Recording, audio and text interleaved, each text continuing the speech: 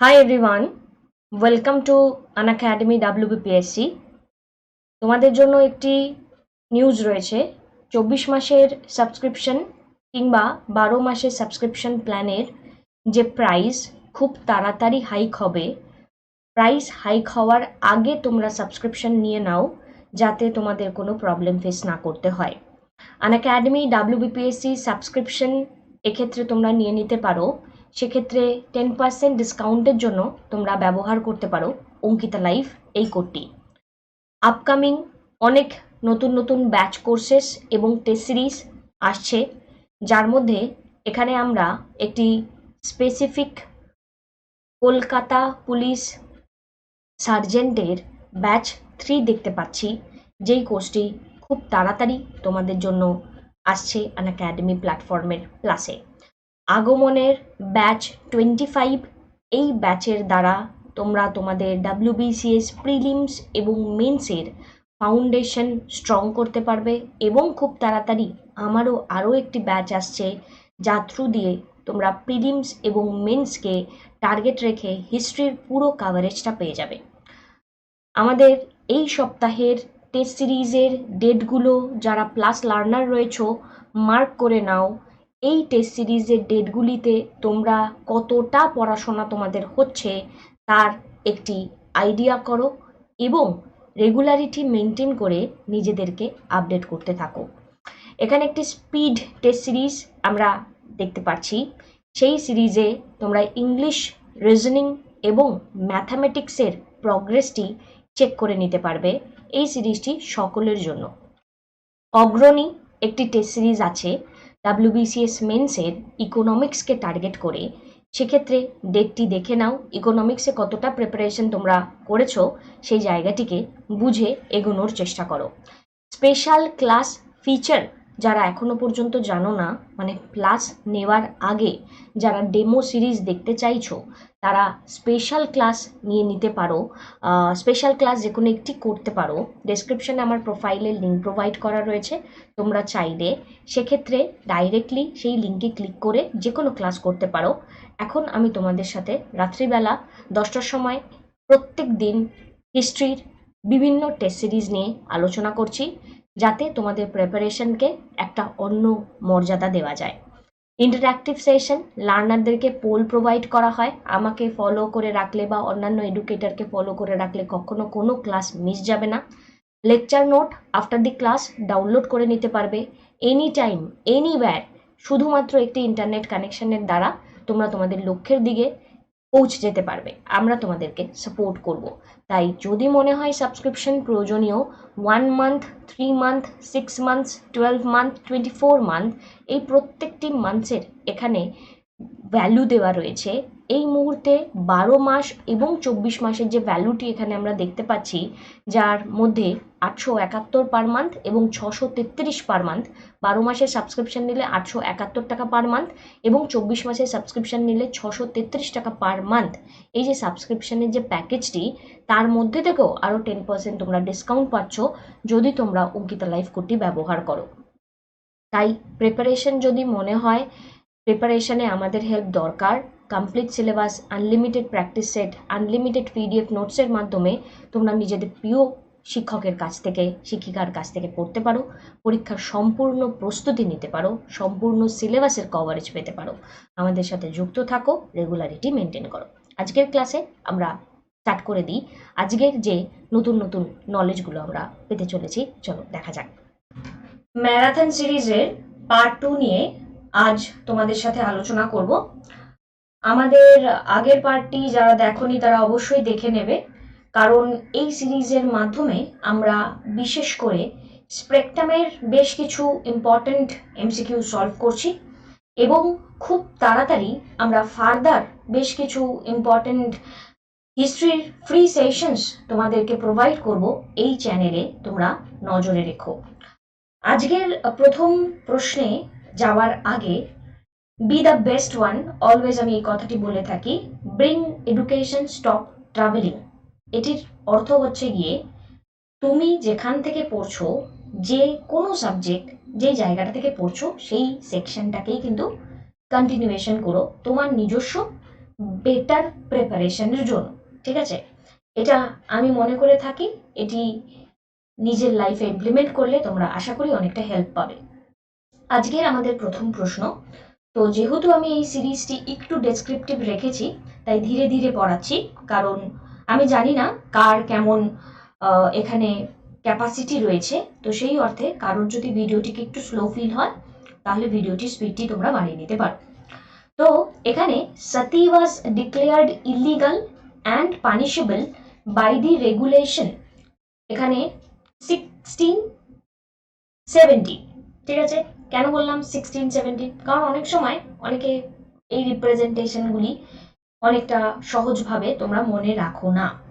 তার মানে এখানে এই যে 17 দরকার পড়লে এভাবে দেখে নেবে, এবং দুটো আই, এই যে 17 during the governor generalship of, তো সতীকে ইল্লিগাল এবং পানিশেবল ডিক্লেয়ার করা হয়েছে রেগুলেশন 17 আন্ডারে during the governor generalship of কে। ঠিক আছে, কার আন্ডারে এই রেগুলেশনটি আনা হয়েছে? তো খুব সহজ প্রশ্ন, তোমরা আশা করি জানো যে সতী এখানে ইল্লিগাল এবং পানিশেবল ডিক্লারেশন হয়েছে in the time of during the time of Lord William Bentinck. এবার এই যে সতী ডিক্লারেশনকে নিয়ে যে কথা বলা হচ্ছে, সতী আমাদের ঋগ্বেদিক পিরিয়ডে ছিল কি ছিল না? এই ছোট ছোট ভিউ পয়েন্ট, ঋগ্বেদিক পিরিয়ডে সতীকে কি আমরা দেখতে পারি? উইমেনদের যে ইম্পর্টেন্সটা, সেই ইম্পর্টেন্সটা তখন কেমন ছিল? এই ভাবনা চিন্তাগুলো কিন্তু মাইন্ডে যখন দানা বাঁধবে তখন কিন্তু সেই জায়গাগুলোকে দেখবে। ঋগ্বেদিক পিরিয়ডে আমাদের আর্লি ঋগ্বেদিক পিরিয়ড এবং ল্যাটার ঋগ্বেদিক পিরিয়ড আছে। 1500 থেকে 1000 বিসিই, 1000 থেকে 500 বিসি। এই 1500 থেকে 1000, 1000 থেকে 500, এই যে সময়টির যে স্বল্প ব্যবধান, এই ব্যবধানে এরকম অনেক ঘটনা ঘটেছে যেটি আমাদের সমাজ ব্যবস্থার অভূতপূর্ব পরিবর্তন এনেছে। এই পরিবর্তনের মধ্যে অন্যতম পরিবর্তন হচ্ছে সমাজের সার্বাঙ্গিক উন্নতি। সিভিলাইজেশনের পথে মানুষজন গিয়েছে, এবং যখন মানুষ সিভিলাইজড হয়েছে, আলটিমেটলি রিয়েল সিভিলাইজেশন তাদের মধ্যে দিয়ে হারিয়ে গিয়েছে, কারণ উইমেনদের যে সম্মান ধীরে ধীরে সেটি কমেছে। এবার এই লর্ড উইলিয়াম বেন্টিংকে নিয়ে আমরা যদি কথা বলি, প্রথম কথা এনার যে সাল সেটি আমাদের মাথায় রাখতে হবে, 1828 টু 1835। একটি কোশ্চেনের মধ্যে থেকে আগের সেশনেও যেটি করেছি, প্রচুর এমসিকিউ বেরোবে, প্রচুর, মানে একটা পার্ট থেকে প্রচুর এমসিকিউ বেরোবে তার ডেসক্রিপটিভ নিয়ে। তো চেষ্টা করো সেশনসগুলোকে তাই মন দিয়ে দেখার। 1828 থেকে 1835 এখানে আমাদেরকে মাথায় রাখতে হবে। তো আমরা কিভাবে মাথায় রাখতে পারি? দেখো, 1927 আমরা যদি দেখি, সাইমন কমিশন, 1935-এ গভর্নমেন্ট অফ ইন্ডিয়া অ্যাক্ট। তো ভিজুয়ালাইজেশনটাকে না হিস্ট্রির সাল মনে রাখার জন্য অনেক বেশি পরিমাণে স্ট্রং করতে হবে। তাহলে 1835 100 বছর আগে হয়ে গেল, আর এক্ষেত্রে এটি 99, 1828। কারণ আমরা সাইমন কমিশন এবং 35-কে মেজর ইমপ্লিমেন্টেড সিচুয়েশন বলতে পারি। একবার ভিজুয়ালাইজেশন করে নিলেই everything will be fine. So Lord William Bentinck এর টাইমে কি হয়েছিল? অ্যাবলিশন অফ সতী হয়েছিল, এবং এই সময় সমাজের শিক্ষা ব্যবস্থার উন্নতি ইউরোপিয়ান কালচারের উপর বেস করে করার চেষ্টা করা হচ্ছিল। রাজা রামমোহন রয় এখানে অনেক সুন্দরভাবে এগিয়েছিলেন সমাজের পিছিয়ে পড়া বা হিন্দুইজমের মধ্যে যেই কালচার যেটি সমাজকে অনেকটা আরো পিছিয়ে নিয়ে যায়, লাইক সতী, সেটিকে বন্ধ করার পরিকল্পনা করেন। বিধবা বিবাহ নিয়ে উনিও ভাবেন। হ্যাঁ, বলতে পারা যায় বিধবা বিবাহ এখানে ইমপ্লিমেন্টেশন, বিধবা বিবাহের ইমপ্লিমেন্টেশনটা একটা, সেটা করা হয় বিদ্যাসাগরের টাইমে, কিন্তু রাজা রামমোহন রয়ও কিন্তু এই ব্যাপারে পরিকল্পনা গ্রহণ করেন। এখানে এই লর্ড উইলিয়াম বেন্টিং এর টাইমে আরো অনেক কিছু ঘটনা ঘটে এখানে আমরা দেখতে পাচ্ছি। তার মধ্যে সবচেয়ে উল্লেখযোগ্যগুলি আমি এখানে ডেসক্রিপটিভ ভাবে বলে দিচ্ছি, বাদ বাকিগুলি কিন্তু পরীক্ষাতে আসতে পারে না এমন কিন্তু নয়, আসতেই পারে। তো দেখো, চার্টার অ্যাক্ট 1833 কার টাইমে আসছে? 1828 থেকে 1835 উইলিয়াম বেন্টিং এর টাইমে আসছে। এবার এখানে একটা ভাবনা চিন্তা তৈরি হতে পারে 1833-এর। 1833-এর এই যে ভাবনা চিন্তা, এই ভাবনা চিন্তার সমাধান আমরা কিভাবে করব? সমাধানটা ঠিক এইভাবে করব আমরা, যে 1813-তে ইস্ট ইন্ডিয়া কোম্পানির মোনোপলি এন্ড হয়, টি এবং চায়না ছাড়া বাদবাকি ব্যবসা বাণিজ্য তারা বন্ধ করতে বাধ্য হয়। 1833-এ পুরোপুরি বন্ধ হয় কিন্তু। এবং তোমরা যদি খেয়াল করে দেখো, 1833-এ governor general of Bengal, governor general of India বা ভাইসরয় অফ ইন্ডিয়া, এই তিনটে পদের মধ্যে ডিফারেন্সিয়েশন কিন্তু ছিল। গভর্নর অফ বেঙ্গল হয়ে গেল governor general of Bengal regulating অ্যাক্টে, তারপর গভর্নর জেনারেল অফ বেঙ্গল হয়ে গেল কি এক্ষেত্রে এই গভর্নর জেনারেল অফ ইন্ডিয়া, তারপরে আবার হয়ে গেল governor general of India viceroy of India. 1773, 1833, 1858। এই যে ঘটনাগুলো পরপর ঘটছে, এই ঘটনাটা কার টাইমে হলো? লর্ড উইলিয়াম বেন্টিং এর 33-এর ঘটনাটি এখানে ঘটলো। তাহলে 28 থেকে 35 এই সালটিকে তোমাদের মনে রাখতে হবে। ইন্ডিভিজুয়াল এরকম করে পড়তে যাবে নাকি চার্টার অ্যাক্ট 1833 উইলিয়াম বেন্টিং এর টাইমে হয়েছে, এতটা পড়ার দরকার নেই। ভাবে কিভাবে পড়তে পারো? 1828 থেকে 1835 কার টাইমে? এখানে আমি দেখতে পাচ্ছি বেন্টিং এর টাইমে। এবার resolution of 1835 educational reform, introduction of English as the official language, খুব ইম্পর্টেন্ট একটা bold step. Educational reform, English ল্যাঙ্গুয়েজের ইন্ট্রোডাকশন অফিসিয়াল ল্যাঙ্গুয়েজ হিসেবে উইলিয়াম বেন্টিং এর টাইমেই হয়। মাইসোরের অ্যানেক্সেশন এনার টাইমেই হয়। তারপর perpetual friendship treaty with Ranjit Singh এনার টাইমেই হয়। সো এই জায়গাটাকে মাথায় রাখবে। Abolition of provincial court of appeal and circuit set by Cornwallis, appointment of commissioner of revenue and circuit. এই জায়গাগুলো আরো ডিটেলে আমরা আপকামিং কোর্সে ক্লাসে যেগুলি আসছে তাতে আলোচনা করব।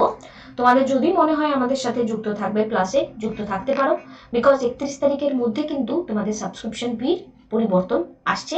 31 তারিখের মধ্যে সাবস্ক্রিপশন ফি এর চেঞ্জ হয়ে যাবে 31শে অক্টোবর। ভিডিওটি যারা পরে দেখবে তো তাদের হয়তো অনেক বেশি সাবস্ক্রিপশন ফি দিতে হবে। তো যাই হোক, next question, among the following who cooperated with Raja Rammohan Roy in implementation of his educational programme?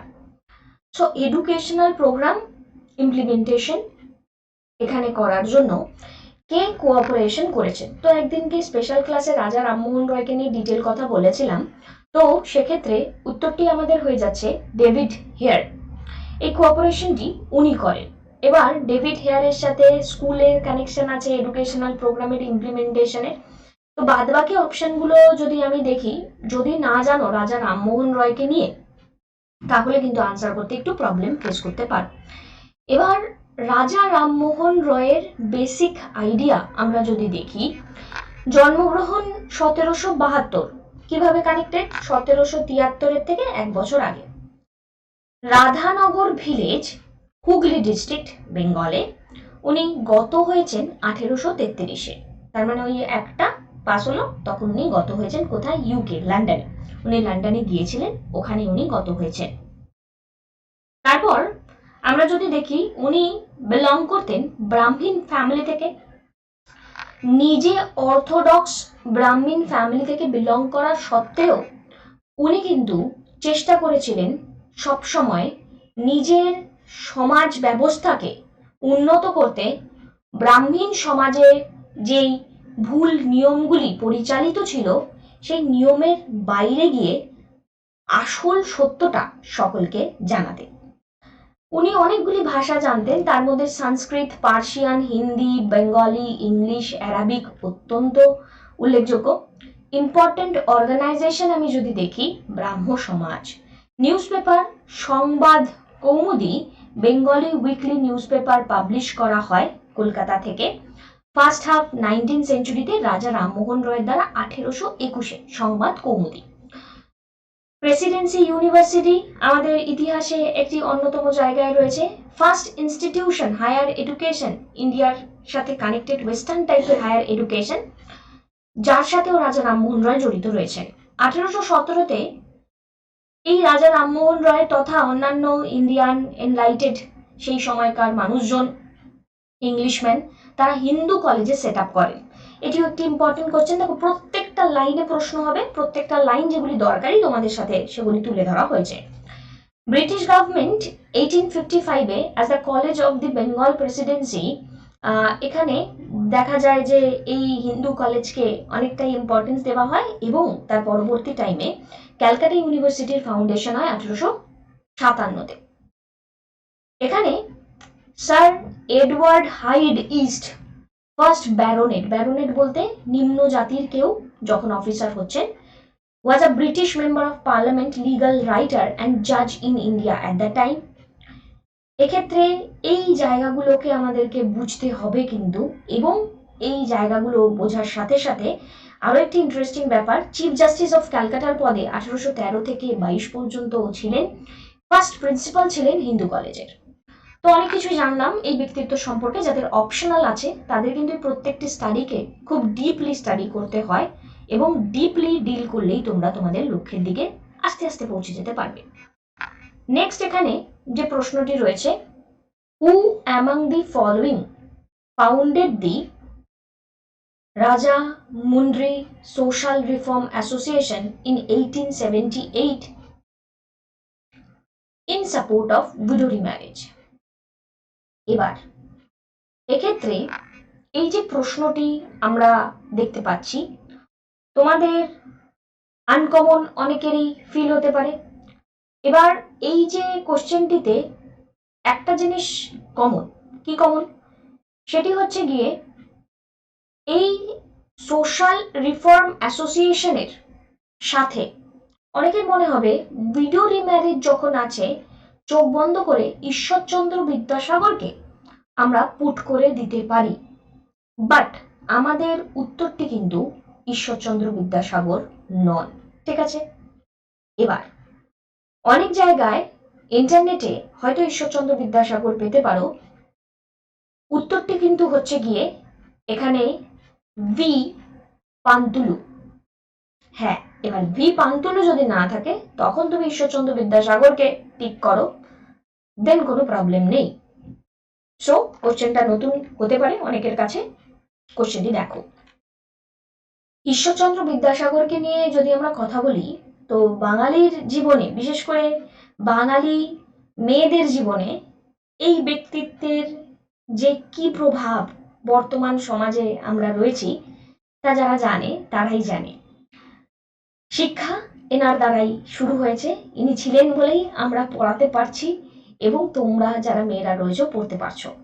তো বর্ণ পরিচয় ছোটবেলা থেকে যার হাত ধরে আমাদের অ্যালফাবেট আমরা শিখে থাকি, বর্ণ শিখে থাকি, সেই ব্যক্তি হলেন এই ব্যক্তি।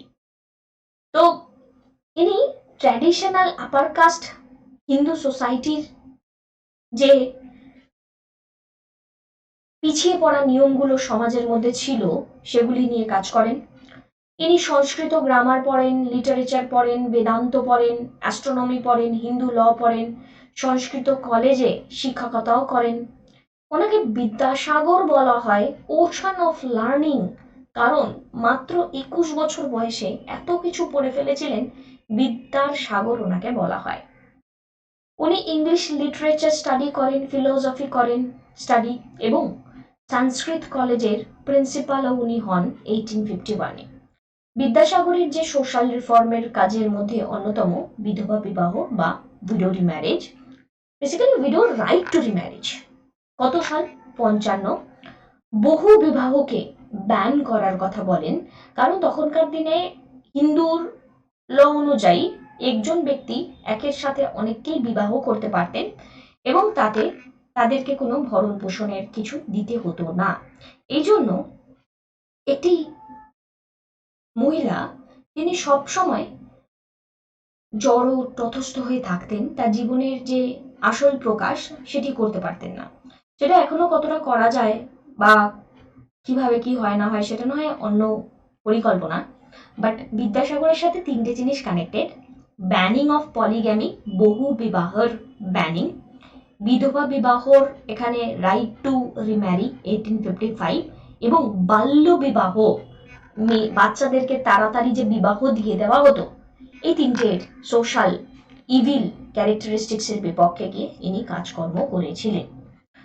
নেক্সট হচ্ছে during the Indian freedom struggle the Deccan educational society founded by. So Deccan educational society এখানে ফাউন্ড করা হয়েছিল বাল গঙ্গাধর তিলকের দ্বারা। অন্যতম একজন এক্সট্রিমিস্ট লিডার, বাট যিনি জীবনের অন্তিম কার্যে এসে একটু হলেও মডারেট বিহেভিয়ার দেখিয়েছিলেন।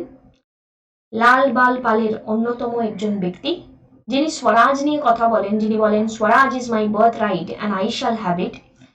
তো তিনি তার নিউজ পেপার মারাঠা কেসরিতে সমস্ত সময় দেশবাসীকে বলে গিয়েছেন স্বাধীনতার মানেটা কি, এবং স্বদেশী মুভমেন্টে প্রাণ খুলে পার্টিসিপেশন করেছেন। এবং এই ব্যক্তিকে যদি আমরা দেখি, এই ব্যক্তির একটি অভিপ্রায় ছিল শিবাজি ফেস্টিভ্যাল, গণপতি ফেস্টিভ্যালকে আমাদের সমাজের স্তরে সেটি ন্যাশনালিজমের সাথে কানেক্ট করা, এবং বিপিন চন্দ্র পাল, লালা লাজপত রায়, বাল গঙ্গাধর তিলককে একত্রিত হয়ে আমরা লাল বাল পাল নামে জানি। বাল গঙ্গাধর তিলক এজ অফ কনসেন্ট অ্যাক্ট 1891 এর এগেনস্টে ছিলেন। তিনি চাননি যা কিছুই হোক না কেন সে সমাজের জন্য ভালোই হোক কিংবা খারাপ, তার সাথে কোনোভাবেই ব্রিটিশরা কানেক্টেড থাকুক। তাকে ফাদার অফ ইন্ডিয়ান আনরেস্ট বলা হয়, একজন ব্রিটিশ ভ্যালেন্টাইন সেরল ওনাকে এই নামটি দেন। এবং জীবনের সর্বশেষ মুহূর্তে যখন নন কোঅপারেশন মুভমেন্ট লঞ্চ হলো, বাল গঙ্গাধর তিলক গত হলেন, তার পরবর্তী টাইমেও কিন্তু তিলক ফান্ডে 1 কোটি টাকা যে উঠেছিল, এনার নামেই তো উঠেছিল। তো এই ব্যক্তিকে লোকে এতটাই ভালোবাসতেন যার জন্য এনাকে লোকমান্য বাল গঙ্গাধর তিলক বলা হতো। Next question, the Santhal Rebellion 1855-56 resulted in the creation of the separate geographical entity known as Santhal Parganas for the tribals who were the leaders associated with the rebellion. তো সান্থাল রেবিলিয়নের সাথে কে কানেক্টেড এখানে সেটি জানতে চাওয়া হচ্ছে। তো খুব কমন কোশ্চেন, আমরা জানি হয়তো সিধু এবং কানহু কানেক্টেড, সিধু কানহু। এবার এই যে স্টোরিটি 1855 থেকে 56, সেই সময় এগ্রিকালচারের যে এখানে এক্সপ্লয়টেশনটা করা হচ্ছিল পিজেন্টসদের, ফার্মারদের, সেটা বাড়তে থাকে। এবং রাজমহল হিল বিহারে আমরা দেখতে পারি জমিদারদের এগেনস্টে একটা বিদ্রোহ হয় সান্থাল রেবিলিয়ান নামে, যেটি পরিচিত।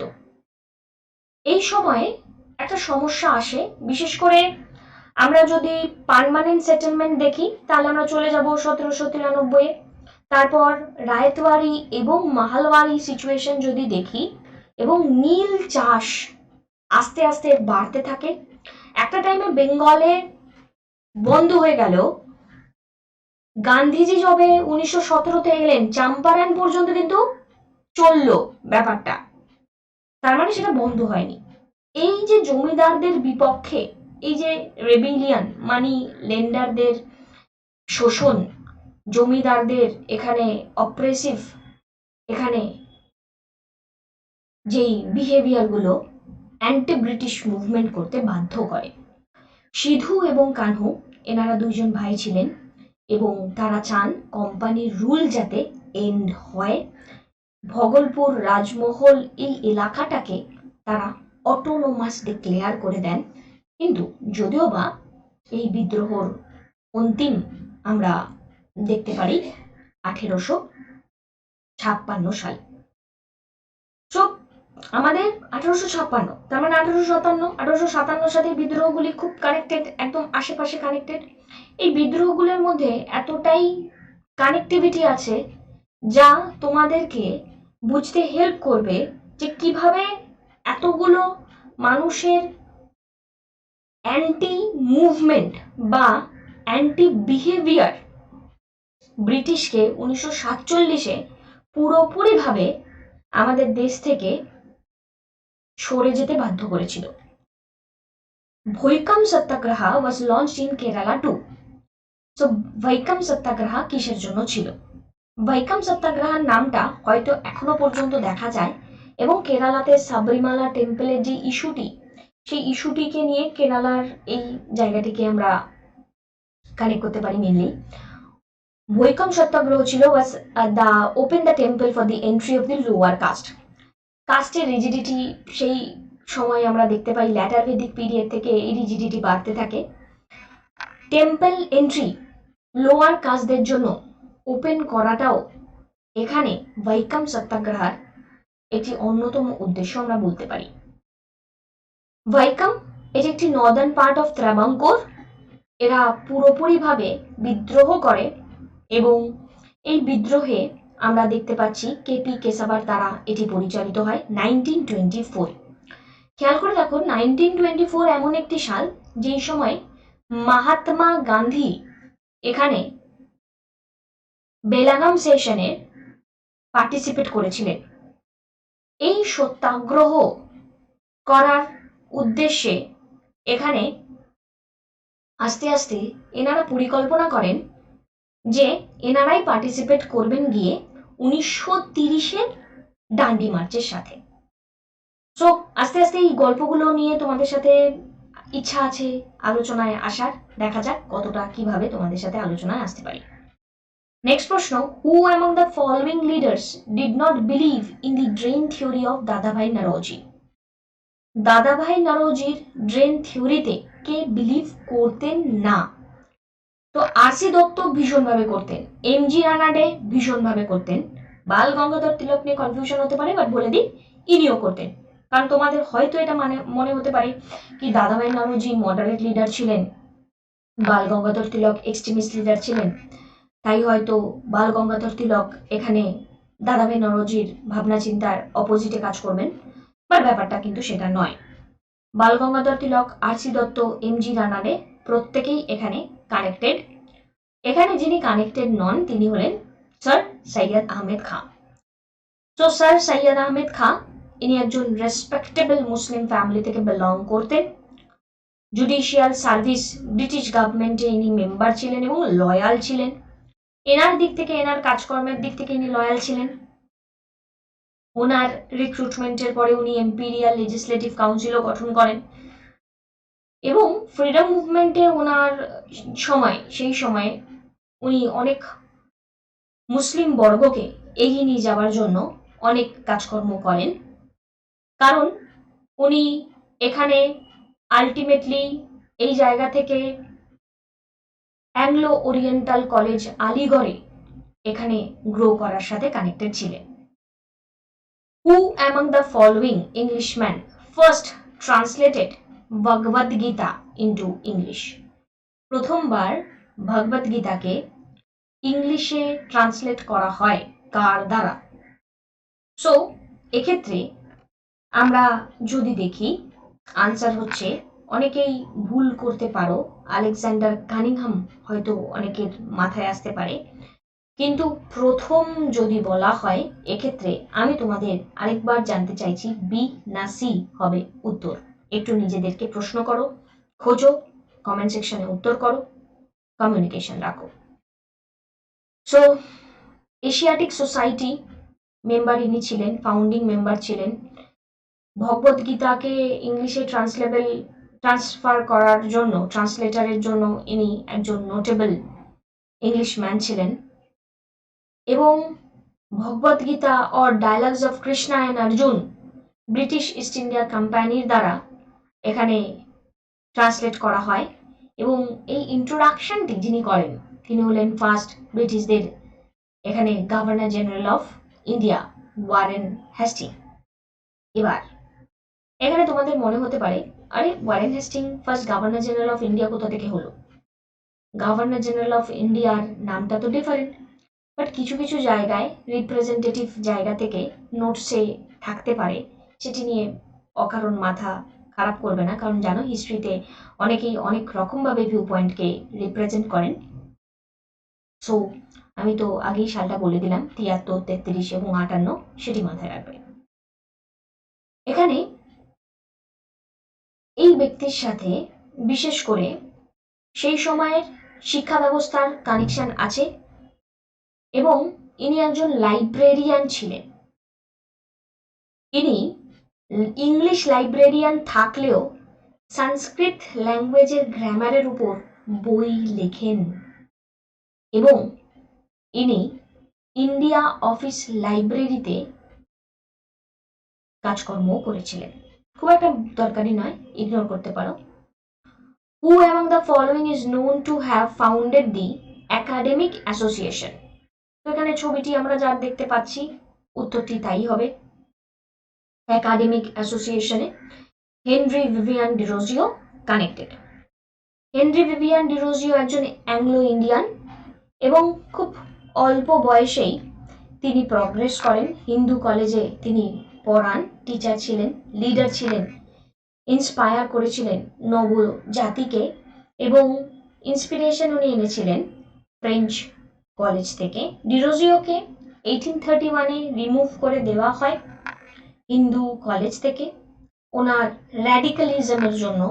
ওনার সাধারণ যে ছেলেরা সেই সময় শিক্ষা ব্যবস্থার সাথে যুক্ত ছিল তাদেরকে দেশের বিপক্ষে ঘটে যাওয়া ঘটনার আসল যে স্বাদ সেটা বুঝিয়েছিলেন এই ব্যক্তি। তাই জন্য অনেকে এই ব্যক্তিকে, মানে হিন্দুইজমেরও অনেকে এই ব্যক্তিকে পছন্দ করেন না।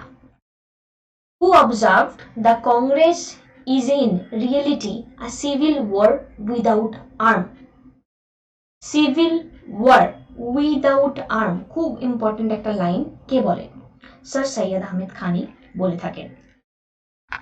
গভর্নমেন্ট 1875-এ ইস্ট ইন্ডিয়া কোম্পানির যে ফরমেশনস গুলো যাবতীয় যা কিছু চলছিল তা ইতিমধ্যেই শেষ হয়ে গেছে। তাদের ট্রেড রিলেটেড বিহেভিয়ার এন্ড হয়ে গেছে।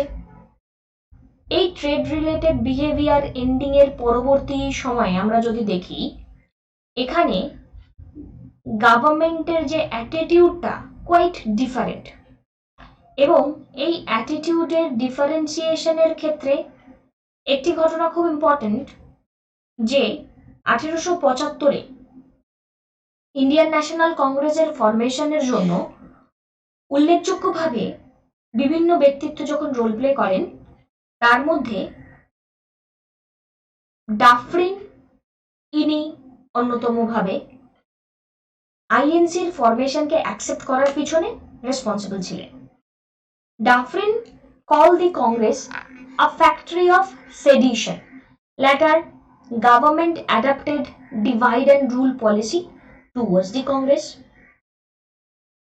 এবং এখানে সেডিশনের এই যে দেশদ্রোহিতা, এই দেশদ্রোহিতা এখানে কিন্তু আস্তে আস্তে মানে ব্রিটিশদের যে ফিলিং সেফটি ভালভ হিসেবে তারা আইএনসি যে ফরমেশন দিয়েছিল দেশদ্রোহিতা বাড়তে থাকে এবং এই রিয়াকশনস গুলো আলটিমেটলি রাজা শিব প্রসাদ সিং, স্যার সৈয়দ আহমেদ খাঁ এনারা অর্গানাইজ করেন। লর্ড কার্জনকে আমরা যদি দেখি ইনি বলেন the Congress is tottering to its fall and one of my great ambitions while in India is to assist it to a peaceful demise. খুব ইম্পর্টেন্ট একটা লাইন এবং এই লাইনটি আমরা দেখি লর্ড কার্জনের সাথে connected. The earliest public association had been formed in modern India in 1837 was 1837-এ earliest public অ্যাসোসিয়েশনের নাম জানতে চাওয়া হচ্ছে। সো 1837-এ সবচেয়ে সবার আগে এখানে যে নামটি ল্যান্ড হোল্ডার সোসাইটি আমরা দেখতে পাচ্ছি। তো zamindari association more popularly known as landholder society foundation হয়েছে এবং এখানে এই সময় বিভিন্ন স্তরে মানুষজন ব্রিটিশদেরকে নিয়ে কথা বলা শুরু করে এবং সোশ্যাল রিফর্মের যে ডিউরেশনে আমাদের সমাজের অবজেক্টিভসগুলো এই সোসাইটিগুলি সকলের কাছে পৌঁছে দেয়। Bengal British India society found হয় 1843-তে, এটি ফাউন্ড হলো 1837। 1851-এ ল্যান্ড হোল্ডার সোসাইটি এবং Bengal British India society merge হয়ে গিয়ে ব্রিটিশ ইন্ডিয়ান অ্যাসোসিয়েশন ফর্ম করে। হু among the following was known as Deshbandhu? খুব সহজ প্রশ্ন, দেশবন্ধু চিত্তরঞ্জন দাস। দেশবন্ধু চিত্তরঞ্জন দাসকে নিয়ে যদি আমরা কথা বলি, ইনি আরো একজন অন্যতম ব্যক্তিত্ব ছিলেন যার অ্যাক্টিভ পার্টিসিপেশন আমাদের ভারতের স্বাধীনতাকে ত্বরান্বিত করেছিল। চিত্তরঞ্জন দাস অ্যাক্টিভলি ইনভলভ ছিলেন অনুশীলন সমিতির সাথে। অনুশীলন সমিতি এখানে পরিচালিত হয় P Mitter with the assistance of Chittaranjan Das, Haridas Bose, Huren Halder, Gyanendranath Roy ইত্যাদি ইত্যাদি প্রমুখ। উনি বেঙ্গলের নন কোঅপারেশন মুভমেন্ট যখন চলছিল তখন অ্যাক্টিভ রোল প্লে করেন এবং সেই সময়ে ব্রিটিশদের তৈরি করা যে কাপড় তার বিরোধিতা করা হয়, তার যে ব্যানিং করা হয়, সেই ব্যাপারে উনি অনেক মুভমেন্ট নেন, যার জন্য উনি এই টাইমে জেলেও থাকেন। উনি নিজের যত ইউরোপিয়ান ক্লথ ছিল সমস্ত কিছু পুড়িয়ে দেন এবং খাদি বস্ত্র বেছে নেন। উনি একটি নিউজ পেপার সকলের সামনে আনেন, যে নিউজ পেপারটি ফরওয়ার্ড নামে পরিচিত, এবং পরবর্তী সময়ে এই ফরওয়ার্ড নামটি পরিবর্তিত হয়ে যায়, যেটি লিবার্টি নামে পরিচিত হয় এবং বিভিন্ন অ্যান্টি ব্রিটিশ মুভমেন্টের সাথে সেটি কানেক্টেড থাকে। ক্যালকাটা মিউনিসিপাল কর্পোরেশন ফর্ম করা হয়, ওনাকে মেয়র বানানো হয় এবং এই ব্যক্তি আরও একটি দারুণ কাজের সাথে যুক্ত ছিলেন, একটি না দুটি। সেটি হচ্ছে প্রথম পয়েন্ট, যে নেতাজির গুরু যদি বলা হয় তিনি ছিলেন চিত্তরঞ্জন দাস। আর দ্বিতীয় পয়েন্ট, এক্ষেত্রে চিত্তরঞ্জন দাস যখন দেখলেন নন কোঅপারেশন মুভমেন্ট 1920-তে যেটি লঞ্চ করা হয়েছে এবং খুব ভালোভাবে নন কোঅপারেশন মুভমেন্টটি চলছে, কিন্তু 1922-এ এমন একটা পরিস্থিতি হয় যাকে আমরা চৌরি চৌরা মুভমেন্ট নামে জানি। সেটি 4th কিংবা 5th ফেব্রুয়ারি হিসেবে মাথায় রাখবে। 1922 গোরখপুর উত্তরপ্রদেশে পুলিশ ম্যানেদের জ্বালিয়ে মেরে ফেলাটিকে ভারতবাসীর দ্বারা গান্ধীজি মেনে নিতে পারেননি। এই অহিংসা মুভমেন্টে যখনই হিংসা চলে আসে, গান্ধীজি এই মুভমেন্টের থেকে বিরত রাখেন নিজেকে। এই মুভমেন্টের থেকে বিরত থাকা বা সেই সময় পিকে পৌঁছে যাওয়ার পরে আবার ফিরে আসা অনেককে অনেক কষ্ট দেয়, যার মধ্যে চিত্তরঞ্জন দাস, মতিলাল নেহেরু, এনসি কেলকার ছিলেন অন্যতম। তো তারা মিলে ঠিক করেন আমরা একটি অন্য পার্টি খুলব, যার নাম দেব স্বরাজ পার্টি। তো তারা স্বরাজ পার্টি এখানে ইনিশিয়েটিভ নেন 1923-তে। চিত্তরঞ্জন দাস এই স্বরাজ পার্টির যে ফরমেশন করেন তার আপকামিং এজেন্ডা ওপিনিয়ন বোঝানোর জন্য করেন, এবং সুভাষচন্দ্র বোসের পলিটিক্যাল গুরুর নাম চিত্তরঞ্জন দাস আমরা পড়লাম। এখানে প্রেসিডেন্সি বা সেই সময় ইন্ডিয়ান ন্যাশনাল কংগ্রেসের গয়া সেশন থেকে ইনি নিজেকে বিরত রাখেন বা আইএনসি থেকে পিছিয়ে আসেন, বলেন কাউন্সিল এন্ট্রি আমাদের করতে হবে এবং কাউন্সিল এন্ট্রি করে ব্রিটিশদের বিপক্ষে গিয়ে কাজ করতে হবে। তো এই কাউন্সিল এন্ট্রি করাটা উচিত কি উচিত না, এই জন্য একটা সমস্যা তৈরি হয়। এবার অনেক সময় একটা কনফিউশন তৈরি হয় যে ইনি ভায়োলেন্ট ব্যক্তি ছিলেন না নন ভায়োলেন্ট ব্যক্তি ছিলেন, মানে ইনি এক্সট্রিমিস্ট ব্যক্তি ছিলেন না মডারেট ছিলেন। এখানে একটা ভিউ পয়েন্ট ভীষণভাবে কাজ করে। যেহেতু সুভাষচন্দ্র বোস, তো সুভাষচন্দ্র বোস যেমন র্যাডিক্যাল বিহেভিয়ারে বিলং করতেন, ইনিও কি করতেন? তো এক্ষেত্রে দেখা যায় মিক্স ক্যারেক্টার বলা যেতে পারে।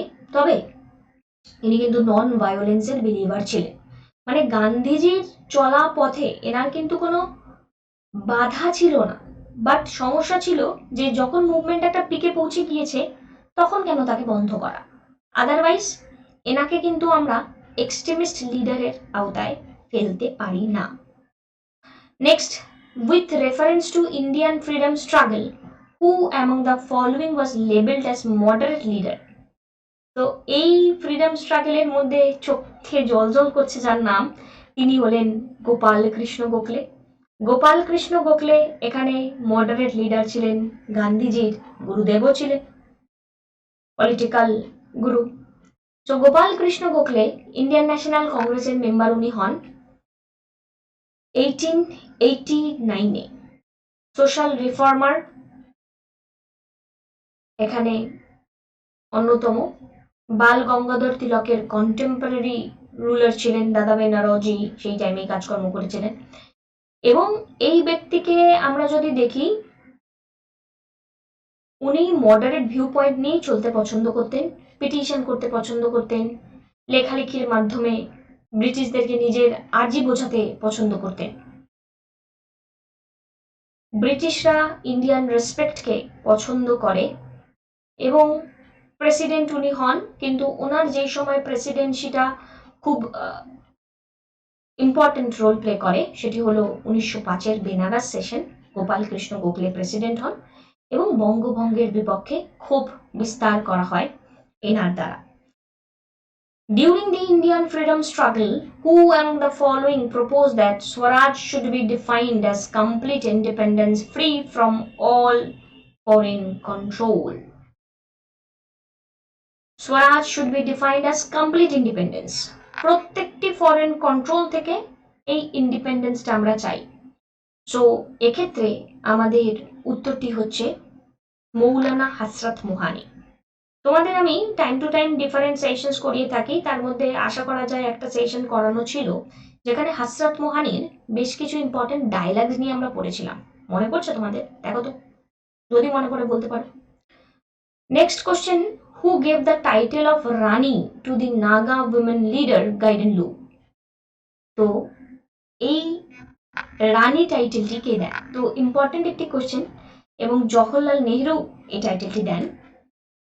সো রানী গাইডেনলু নাগা স্পিরিচুয়াল, ইনি একজন লিডার ছিলেন, ফরেন রুলের বিপক্ষে গিয়ে কাজকর্ম করে থাকেন এবং তিনি সাধারণ মানুষকে বোঝাতে থাকেন যে আমরা ফ্রি, কেন আমরা এই হোয়াইট ম্যানদের আন্ডারে থাকব। তিনি সাধারণ মানুষকে বলতে থাকেন ব্রিটিশদের হয়ে কাজ করো না, তাদের ট্যাক্স পেমেন্ট করো না। এবং freedom struggle, round table conference, তারপর সিডিএম ইত্যাদি ইত্যাদি ইনি কিন্তু এস্টাবলিশমেন্টের সাথে কানেক্টেড। বিভিন্ন রিফর্মিস্ট মুভমেন্টে কিভাবে তা পলিটিক্যাল মুভমেন্টে পৌঁছে যায় তার সাথে এখানে আমরা দেখতে পারি। এবং এখানে এই জায়গা থেকে এনার বিস্তারিত আলোচনা যদি কখনো পারি তোমাদেরকে বলে দেব, বাট আলটিমেটলি ওনাকে লাইফ ইমপ্রিজনমেন্ট করা হয়েছিল, তারপরে অন্তিম সময় ওনাকে ছেড়েও দেওয়া হয়। এরকম টাইপের বেশ কিছু নিউজ আমরা দেখতে পাই, দেখবে। নেক্সট হচ্ছে, who among the following annulled the partition of Bengal? তো অ্যানুয়েলমেন্টের সাথে যিনি কানেক্টেড তিনি হলেন হার্ডিং। তো হার্ডিং এর সময়কাল এখানে কনফিউশন অনেক সময় হয়, কারণ হার্ডিং দুটি আছে, 44 থেকে 48, 10 থেকে 60, 1844 থেকে 1848, 1910 থেকে 1916। তো ঘটনাগুলোকে দেখো, এবং এখানে হার্ডিং ওয়ানের সাথে যেটি connected, social reform including abolition of female infanticide and human sacrifice, এই জায়গার অ্যাবলিশনের সাথে হার্ডিং ওয়ানের নাম কানেক্টেড। বাকি হার্ডিং টু যে নিউজগুলি রয়েছে তার মধ্যে উল্লেখযোগ্য, ক্যাপিটাল ট্রান্সফার করা হয়েছিল ক্যালকাটা টু দিল্লিতে, এটি দেখে রাখবে, এবং হিন্দু মহাসভার এস্টাবলিশমেন্ট হয়, এটিও দেখে রাখবে। Next, which of the following was not set up by Gandhi in South Africa? Not set up. So সবসময় মাথায় রাখবেন নট কথাটা আছে, নট কথাটা কিন্তু একটু দেখবেন, এবং এটি না দেখলে ভুল হয়ে যায় উত্তর। এবার এখানে Indian opinion, Natal Indian Congress, Phoenix Assam Indian league. So এখানে ন্যাটাল এবং ফোয়েনিক্স তো শিওর। আমি তোমাদের যদি বলি what is A and D, কোনটা, নিজেদের আনসার মার্ক করো। এবং এগুলি পড়িয়েছি অলরেডি প্ল্যাটফর্মে আমরা স্পেশাল ক্লাসে, তাই জন্যই আমি তোমাদের থেকে জিজ্ঞাসা করছি। ডেসক্রিপশনে আমার প্রোফাইলে লিঙ্ক প্রোভাইড করা রয়েছে, যারা এখনো পর্যন্ত হিস্ট্রির জন্য আমাকে ফলো করোনি বা এখনো ভাবছো কি করবে, হিস্ট্রি নিয়ে ভয় পাচ্ছ, আমাদের সাথে নির্দ্বিধায় যুক্ত হয়ে যাও। সো এখানে গান্ধীজির যে ভিউ পয়েন্ট নিয়ে কথা বলা যায়, গান্ধীজি বিভিন্নভাবে সাউথ আফ্রিকাতে মুভমেন্ট নিয়েছিলেন, এবং সাউথ আফ্রিকাতে উনি যখন দাদা আবদুল্লার কেস নিয়ে যান, অতদিন থাকার কিন্তু পরিকল্পনা ওনার ছিল না, কিন্তু সময়ের সাথে সাথে ওখানকার মানুষদের উপর হয়ে যাওয়া নির্যাতন ওনাকে বাধ্য করেন সেখানে থেকে যেতে, এবং সেই জায়গা থেকে আমরা বলা যায় সাউথ আফ্রিকাতে উনি 21 বছর ছিলেন। গান্ধীজি বহুবার জেলে যান, প্রথমবার সাউথ আফ্রিকাতে জেলে যান 1908 জানুয়ারি মাসের 10 তারিখে, এবং এভাবে এই পর্ব চলতে থাকে, এবং গান্ধীজি সেখানে পৌঁছে যে সিভিল ডিসোবিডিয়েন্স মুভমেন্ট লঞ্চ করেন, সেটি অত্যন্ত শিক্ষণীয়। Mahatma Gandhi presided over the annual session of Congress only once, কিছুক্ষণ আগে আমরা বললামও, এটি বেলাগাম সেশন হবে। অপশন অনেক সময় তোমাদের ভুল চলে আসতে পারে, বাট যদি দেখো যে সেই অপশনটি বা সেই কোশ্চেনটিকে বাদ দিয়ে আমাদের স্কিপ করার অপশন আছে, স্কিপ করতে পারো, কারণ অনেক সময় কি পিএসসি থেকে সেরকম আনসার পাওয়া যাবে কি যাবে না তার সিওরিটি থাকে না। এবার যদি দেখো না খুবই উত্তেজনাপূর্ণ সিচুয়েশন, আমাকে কোশ্চেনটা করতেই হবে কারণ নাম্বার পাওয়াটা খুব দরকারি, অন্যান্য কোশ্চেনগুলোকে ছুতে পারেনি, তখন যেটা একদম অ্যাপ্রোপ্রিয়েটের কাছাকাছি যাচ্ছে, দ্যাট ইজ বেলাগাম সেশন 1924, 5 থাকলেও তাকে ফিক্স করো। এবার এখানে আমরা যদি তিলককে নিয়ে একটু কথা বলি, ইন্ডিয়ান হোম রুল লীগের সাথে তিলক এখানে কানেক্টেড 1916-তে। তিলক তার ফার্স্ট হোম রুল মিটিং করেন কোথায়, বেলাগামে। তো বেলাগামের ইম্পর্টেন্স অ্যাকচুয়ালি এখানে এভাবে রয়েছে, গভর্নমেন্টের রিভলিউশনারি টেরোরিজম অ্যাক্টিভিটি বা স্বরাজিস যে মুভমেন্ট, সেই মুভমেন্ট প্রায় অন্তিম হয়ে এসেছিল, কারণ তিলক ছিলেন না, 1924-এ সেটা এন্ড হয়ে যায়, এবং স্বরাজিসরা এখানে আমরা দেখতে পারি তারা এখানে অন্যরকম ভিউ পয়েন্ট নিয়ে চলে।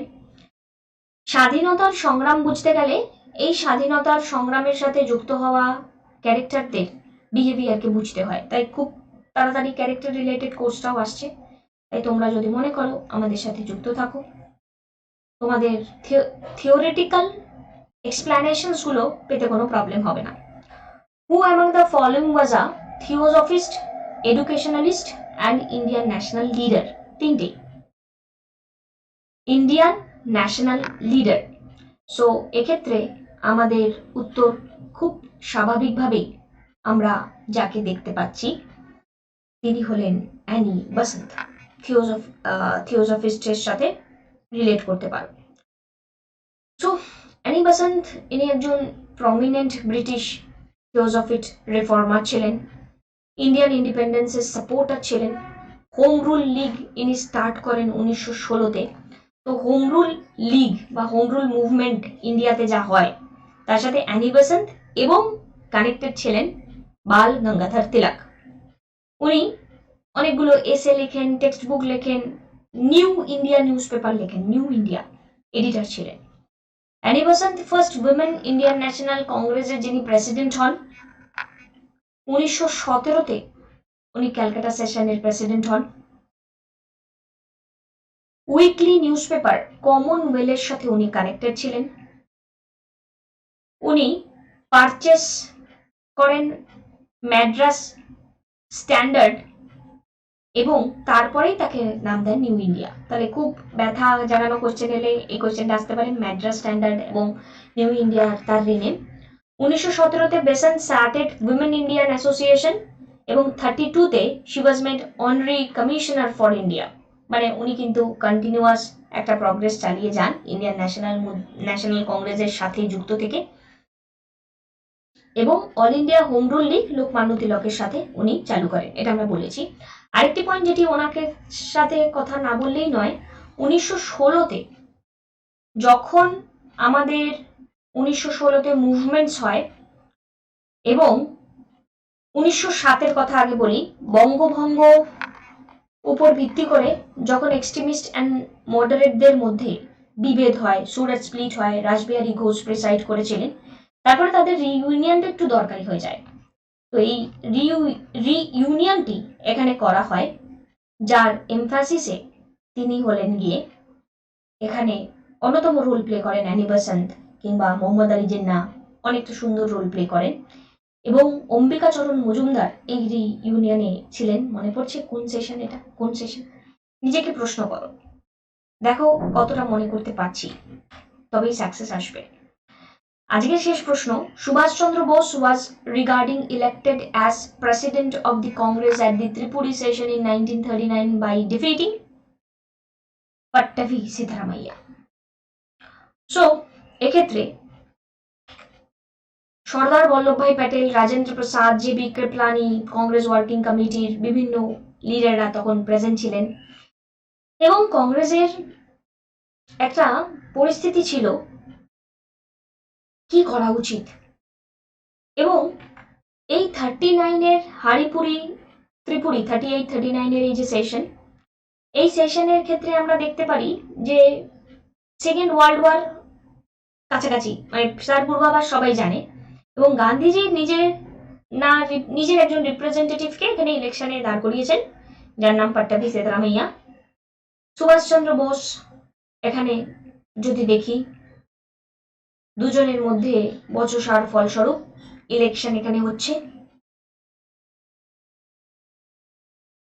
এবং সুভাষচন্দ্র বোস ইলেকশনে জিতে গিয়েছেন 1580টি ভোটে এগেনস্ট 1377, এবং উনি কংগ্রেস, সোশ্যালিস্ট পার্টি, কমিউনিস্টদের ফুল সাপোর্ট পেয়েছেন।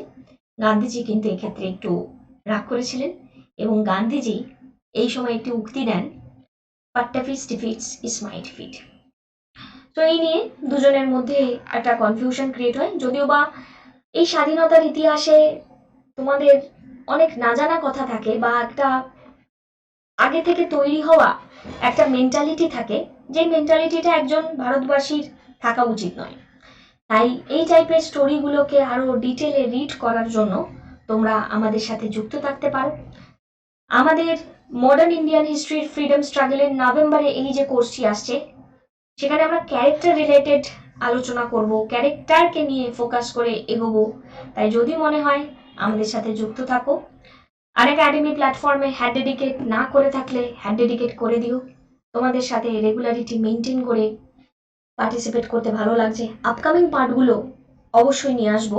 এই ভিডিওটিকে সাপোর্ট করো, প্রত্যেকের কাছে পৌঁছে দিও এবং রিভিশনটি করো। অনেক নোটস দেওয়া রয়েছে, রিভিশনটি এখানে ইম্পর্টেন্ট। Thank you, tata.